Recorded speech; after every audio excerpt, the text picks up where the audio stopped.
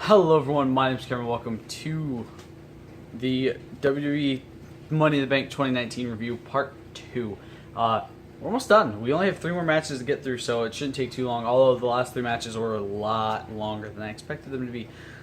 So, match number 10, the Universal Championship match, we have Seth Rollins versus AJ Styles. My hair is like being really weird right now. Prediction was Rollins for both myself and Jesse. The match was very slow paced at the start, a lot of lockups, but then Seth starts kind of to take the full control before then AJ starts taking it, and then there's a lot of back and forth strikes. Styles Clash attempted off of the apron, but Seth reverses it. Styles hits him with a sliding knee off of the apron, which was really cool looking. Suicide dive by Seth, then another to take AJ down. Back in the ring, Seth taking to AJ, springboard clothesline for a 2 count. AJ hits a knee on the back of Seth's neck, gaining himself some much needed time to breathe. Styles Clash gets reversed, roll up by both men. Buckle Bomb, Frog Splash for a 2 count. Seth brings him up top. AJ fights him off. AJ slips out and drags Seth down. Torture Rack, Blue Thunder Bomb out of the Torture Rack for a 2 count. If you played WWE 2K games, you know damn well the Blue Thunder Bomb ain't gonna finish a goddamn match. Styles gets sets up. Rollins drags him down. Rollins heads up top with AJ. Inverted superplex / Falcon Arrow combo for a kick out at 2. Curb stomp reverse, calf crusher in on Seth. Seth gets out by kicking AJ in the face. Yeah, it's very fun to kick AJ Styles in the face. AJ hits an inverted DDT after Seth avoids a moonsault. It's that kind of moonsault off the rope or off the turnbuckle into the inverted DDT thing that AJ does. AJ and Seth both down after big kick by Rollins. Back and forth tired strikes. Inseguri avoids the Pele kick. Curb stomp gets reversed into the Styles Clash, which is a very nice reversal. 2 count. Phenomenal forearm gets set up, but Seth reverses it, hits the Revolution knee, then hits the curb stomp. Seth retains. 11 out of 10 on the match. It was a very good match. Jesse is 6-3. I am 5-4. The match was great. It had a fantastic ending to it. They both gave it. They're all put on a hell of a showing. They had a lot of very big spots and back and forth moments where, oh, hey, look, he might actually take the title from him. And it was really cool. It did seem like maybe there's going to be a setup for a screwy finish, but no. AJ came back in the ring, there was a stare down between the two of them. AJ puts his hand out, they shake hands, and then AJ leaves. I thought it was going to be a situation kind of like with Shinsuke and AJ, where Shinsuke went in, asked for a handshake, hit him the title, and then hit him in the balls. But no. AJ decided to play it very nicely and respectfully. Match number 11, the WWE Championship match. Kofi Kingston versus Kevin Owens. Prediction was Kingston for both Jesse and myself. Lucha House Party came out for a 6-man tag match, but it got interrupted by Lars Sullivan. Yes, have the guy who's currently in the news of the wrestling world for racist message boards and tweets and stuff from back in the day. My hair is really bugging me if you guys can't tell. Have him attack a bunch of Mexicans. Good job, WWE. Kofi wearing Jamaica looking gear, maybe Ghana or maybe a mix of the 2 flags. It kind of looked really cool. I like it though. That's really cool. Kofi with double axe handle off the top turnbuckle, goes for it again, but KO avoids it and hits him with a super kick, starting to take control now. KO is still in control, destroying Kofi. Frog splash off the apron by KO, back in the ring for a 2 count. He's still keeping the control, surprisingly. I expected to kind of switch over at this point, but no. Mocking him, attacking him with chops and knees to the back. KO gets sent into the turnbuckle by Kofi. Kofi starts coming back and shifting the control. New Day boom drop. Owens counters. Boston Crab gets the rope. KO sets up the powerbomb on the apron, but Kingston fights back. Back and forth strikes on the apron, and then Kofi hits a double stomp to Kevin on the apron. Trust fall gets caught with a nasty, nasty super kick. He kind of like double spun and then got hit with a super kick. It was really, really weird motion. Motion. Where the fuck am I at? I lost my spot. Pop-up powerbomb gets reversed. SOS gets reversed. The stunner gets reversed. Then Kofi hits the SOS for a 2 count. Another Boston Crab gets locked in by KO. A super kick gets reversed in a really weird way. Kofi elbows the back of Owens' neck. Pop-up powerbomb / with a sit-out variation. It was really cool. For a 2 count, stunner gets reversed. Trouble in Paradise. Kevin rolls out. Stunner. Kofi gets the rope. KO rips his shoes off for some odd reason. I still don't understand why he did that. Swanton Bomb gets reversed. Trouble in Paradise. Kofi retains. 11 out of 10. 7 and 3 for Jesse. 6 and 4 for me. It's a fantastic match. A lot of the spots were very, like, it was a lot of big spots that looked extremely painful, which is what I really like. And, you know, Kofi continues to reign as champion. Now, speaking of Kofi, he is going to be facing Dolph Ziggler. Yes, Dolph Ziggler returned on SmackDown Live. He's going to be facing Dolph Ziggler in Saudi Arabia. Apparently, the reason for this is because Kevin Owens does not want to go to the Super Showdown show in Saudi Arabia, which I fully understand.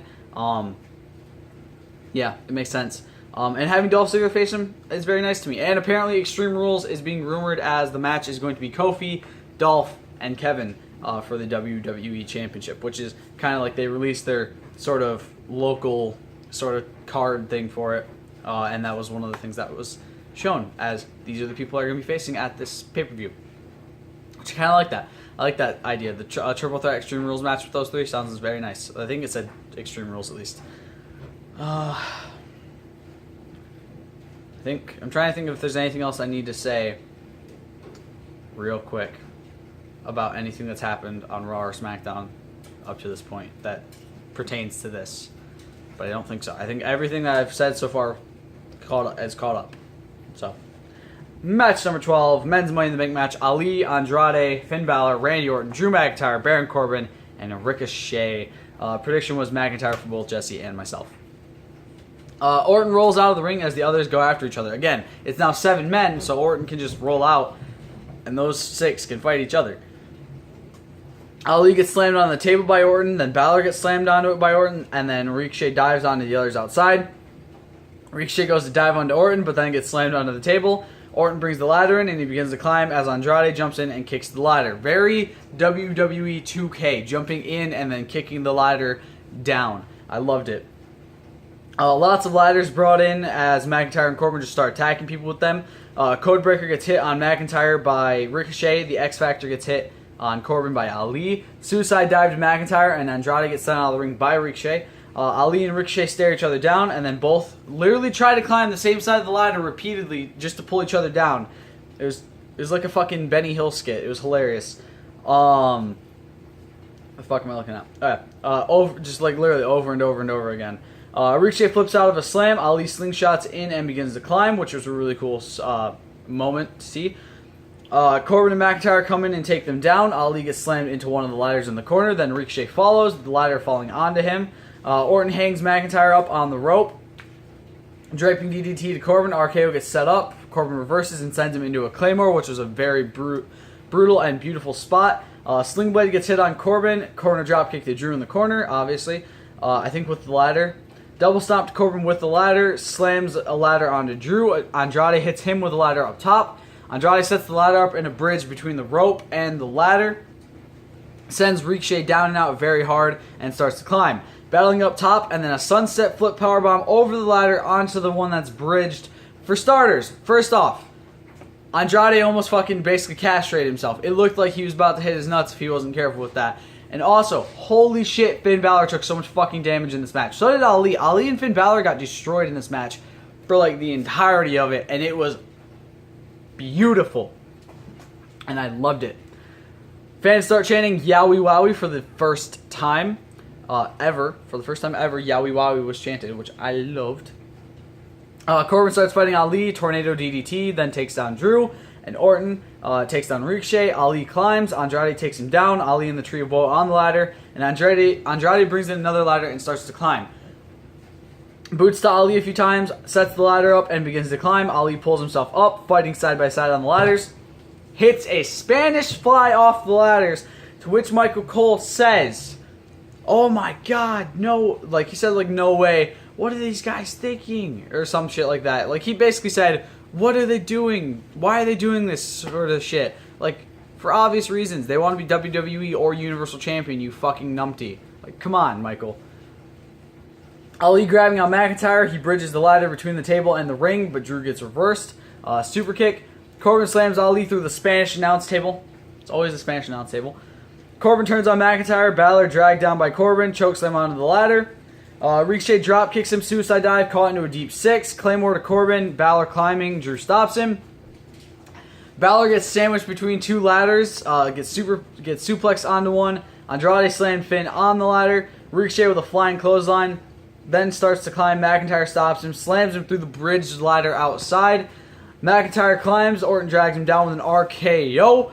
Corbin takes him out. Ali stops him, climbs over him. Ali sends him over the rope, reversing a powerbomb. He climbs. Now, before I get on to what happens here, I do want to say, Ali literally had the briefcase in his hands. All he had to do was pull it down. That was it. That's all he had to do. It was his. Literally, it was his. And from what they said backstage, he was what he was told, and he was the person who was supposed to be winning that match. Everyone was told Ali's winning this match, including Ali. Apparently heading down to the final few days before, literally the final weekend before the pay-per-view, the rumor, it was 50-50 split between Drew and Ali winning the match. Two people who I said, you know, I could predict either of them winning. I could see either of them winning this match. Quite literally. I literally, at one point, had Ali as my prediction for the match before I switched to McIntyre. So 50-50 split between McIntyre and Ali. The two people who I predicted basically to win this from the get-go. And then Brock Lesnar comes down. His music hits. He comes down. Tips the ladder. Tips Ali over. Climbs. Grabs the briefcase. Brock Lesnar is now Mr. Money in the Bank. I'm not going to call him Mr. Beast in the Bank because it's stupid. 6 out of 10. Jesse's 7 and 4. I'm 6 and 5. Match was fantastic. Not going to say it's not. The match was fantastic up until the end. Lesnar winning ruined the match. I don't know why that was what the decision was. It was so fucking stupid. Pay-per-view overall was 5.5 out of 10. It would have gotten a lot better had Ali or McIntyre won that ladder match. But apparently what Ali was told, and this is some bullshit. Here's what pisses me off. It's not even the fact that Lesnar won this. It's the fact that Vince McMahon literally told everyone backstage, including Ali, that he was winning that match. Now, again, I think at some point he did talk to them and say, Ali's going to have the briefcase, and then the final spot's going to happen. But at that point, I don't think he still said, he didn't say, you're not winning this briefcase. I think the majority of it was, oh, you're still winning, by the way, is kind of the way it was going.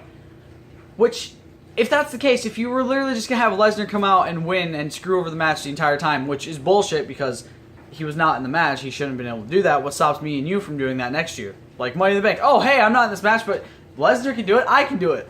No. But why tell your guy that he's going to win the match when he's not? You know what I mean? Why even tell him he's going to win the match? Why not just say, you're going to be up there going for the briefcase, and then the final spot's going to happen, and then the pay-per-view is going to end? No. Instead, he has to say, you're going to win the match. Don't fight. Like, I get it. You want to keep Lesnar being there a secret. But you do not lie blatantly to the people who work for you. That's bullshit. That is fucking bullshit. Ali deserves way fucking better. He should be Mr. Money in the Bank right now, not Brock Lesnar. And then Brock Lesnar came out on Raw, said he wasn't going to cash in there, you know, kind of made them both paranoid, made Seth and Kofi both paranoid, and then said he's going to cash in next week. And then on SmackDown, Heyman came out with the briefcase, so you thought Lesnar was going to come out, and then that's when Ziggler attacked Kofi. Personally, I hate the fact that Brock Lesnar's Mr. Money in the Bank. It's a waste, in my opinion. It's a massive waste of the Money in the Bank briefcase. Instead of it being on a new star who hasn't risen to the top of the company yet, you put it on the person that no one wants to see right now. Literally, no one wants to fucking see him. Literally, that's the dumbest decision I've ever fucking seen Vince make. And I've seen Vince make some dumb decisions. I've been a WWE fan for a long fucking time, but that was one of the dumbest decisions I think he's ever made. Why in the hell would you put the briefcase on someone that no one wants in the company and literally was bitching about for the last year and a half when he's had a fucking stranglehold on the goddamn Universal Championship? Why the fuck do you think we want him with the briefcase? Why the fuck do you think we want him with another championship? Unless the motherfucker's gonna show up every goddamn week. Every goddamn week. I'm not fucking saying, I'm saying it 3 times. Every goddamn week. Lesnar does not deserve the fucking briefcase. He's a lazy part-timer, and Chris Jericho is right when he says it's a waste of this. He basically literally tweeted saying it's a waste of this, that Lesnar got this briefcase. which I fucking understand where Jericho's coming from. How would you feel if you're the one who created that match? Because remember, Jericho's the one who had that idea for the match. He's the one who got that match started. How the fuck do you think he feels watching a match that he fucking made, that he helped make, be won by that jackass? And it happens a lot with Lesnar too. I've noticed this. Vince decides not to tell people what's happening with Lesnar. Like SummerSlam 2016, the Lesnar-Orton match where he busted Orton open really fucking bad. No one backstage knew about that. Literally, the only people who knew were Vince, Heyman, Orton, and Lesnar. If reports are true, that's the only people who knew what was happening. That is it. Maybe Shane, because he had to take an F5. But that's about it. And Jericho got pissed. Jericho got in Lesnar's face. Jericho would fuck him up. I don't give a shit what you guys say. Jericho would fuck him up. He got in Lesnar's face for doing that. Because guess what? When you don't tell your people what the fuck's happening, no one's going to really fucking know what's happening. And they're going to be confused as hell.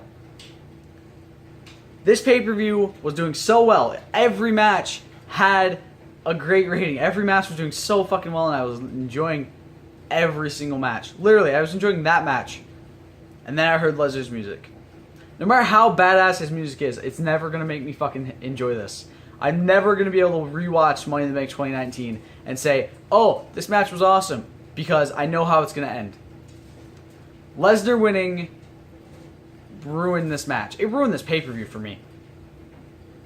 And a lot of people have been talking about canceling the subscriptions, which I fully understand. I'm not going to, but I fully understand wanting to cancel your subscriptions. Because when that kind of shit happens, yeah, it kind of proves how out of touch Vince has gotten. Because no one wants Lesnar. It's not going to help your ratings to have a dude who never fucking shows up have the briefcase. I'm sorry, it's just not.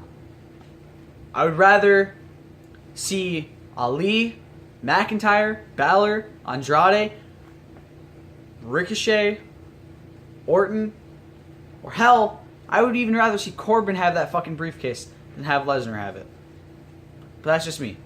Let me know what you guys thought about the entire Money in the Bank pay-per-view down in the comments below. How stupid a decision do you think it was to have Lesnar win it? Let me know what you guys think about that too. Stay golden. Peace.